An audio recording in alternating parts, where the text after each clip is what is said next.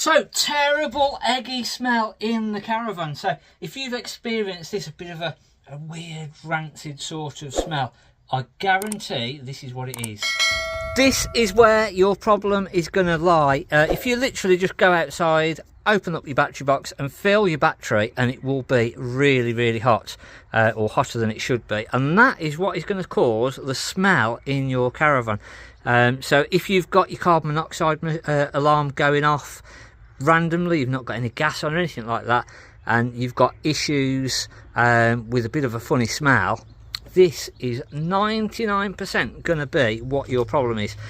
So if you have got that, the best thing to do is disconnect the mains, take it out of the site power first, disconnect it from the Caravan, shut everything down inside of the Caravan, and then disconnect the actual battery. Leave it then for about 15-20 minutes just to sort of cool down and make sure that there's not going to be any issues. And then once it's sort of got down in temperature, you can then look at undoing the battery, remove that battery, and then just get it as far away from the Caravan as you possibly can. And that then is going to be scrap, unfortunately.